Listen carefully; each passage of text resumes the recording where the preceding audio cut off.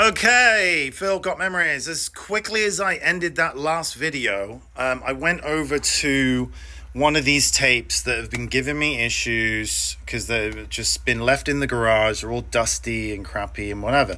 So I was like, oh, okay. So the file's done. It was 10 minutes long. Okay, it was a play. And then captured it, and then it just kind of went, look. And I was like, oh, the tape's done. But if you go through it really slowly, you assume, okay, that's the end of the tape, But what it is like that.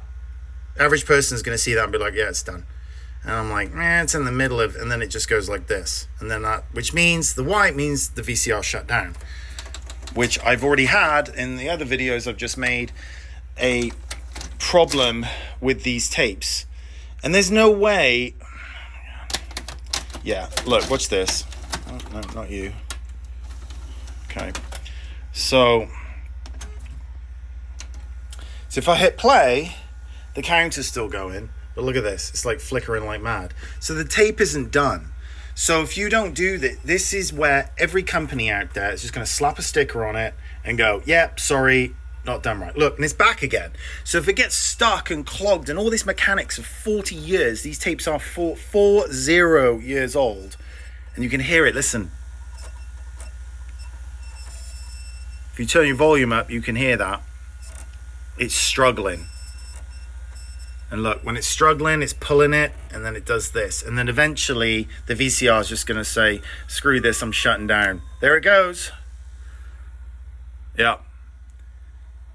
Okay, so a well-qualified professional video transfer expert, and there aren't many of us out there with conscious minds, is going to go, right, what is going on with this videotape? It needs to be taken apart. Does it need to be cleaned?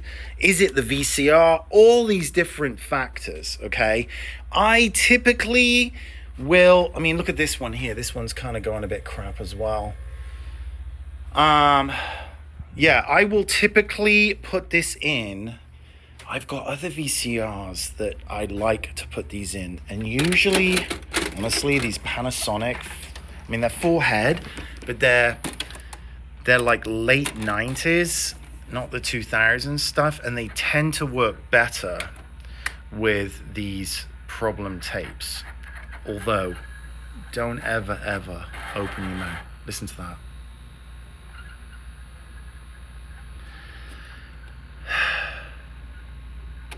It's not working. So I've got to take that tape apart. Look at it. December 20th, 1983. So, and it's like, do you take it apart? You quickly fix it? Do you tell the customer? Do you charge them? That's why I've got minimum charges on all this stuff. And this particular customer was even barking at, $350 minimum. I'm like, okay, so, I understand you've been shopping around and you've got your listen to it. But it's only been played once.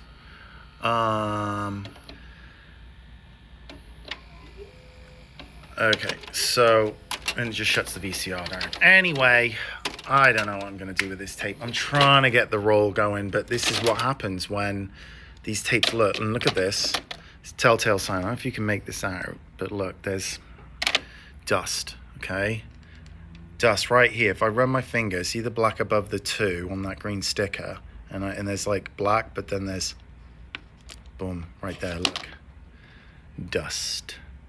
So these have been left out in a Phoenix dusty garage, and it's probably got dust particles inside. That's why they're grinding, and now it's all inside of the VCR, which you have to check and clean and take apart and all this stuff. Guys, if your stuff is out in the garage right now, in the attic, get it out of there.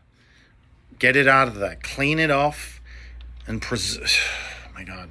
Anyway, so yeah, this job has been indicative of just grinding things that won't rewind, and now I know why, because it's just dusty, and I did it in the first video. I wiped the top. So this has all been left out in the garage in Phoenix. It was dry heat, it's heat, and it's dust. Dust gets everywhere here because you've got, I've got seals right here, but when we have dust storms, my God, I can feel it around the office. Just tiny particles and it gets into all this stuff. So get your stuff out of the garage, out of the attic, into climate controlled environments, or else you're going to have problems and you're going to end up looking like that crap right there. All right, well, anyway, onwards and upwards. I've had a marathon today of videos of all these problems, and this is just more and more of the daily, daily chronicles of a video transfer guy, battling aging media, neglected media, and also this barrage of customers that are completely and utterly living in fantasy land with pricing based on all of these crappy online box companies like advertising unrealistic prices. They don't do anything for the money. They're just putting stickers on everything. So you pay $7 a tape, $9 a tape for a 2-hour tape. Come on. And then you get stickers on all 40 of your videotapes. They take your money, won't refund it. We'll fight you to the credit card company if you fight them. It's a story again and again and again. Go check out Google reviews, check YouTube, check all the other people that are talking on the social media ads of these companies, and read the reviews. And you'll be like, oh my God, take my stuff, take my money. I'm very fairly priced, but I do charge for all this extra crap because I give you back a quality product, as my reviews show. And if you're looking around the country or around the world, make sure you're checking reviews, and you're also paying the guy or girl well to do this stuff, because their lives are in your hands. If you're kind of like, they're going to be But if you go, dude, take my money, I appreciate what you're doing, I want you to save my memories, they're old, they've been neglected, do whatever you can, take my money. Those are the people that you're going to give your stuff to, not all this chop shop minimum wage stuff. I tell people, the people that are transferring your videotapes got fired from Starbucks or quit last week. No offense to Starbucks employees, you couldn't pay me enough to do that job. Kudos to you. But that's what the hiring and firing and the staffing issues in this industry is atrocious. And it is in most industries in the US right now. Cannot find good help. It's just, and this is why I no longer have employees. I got one amazing part-time employee, Samantha. She's fantastic. I pay her well. She does amazing work. Mutual respect.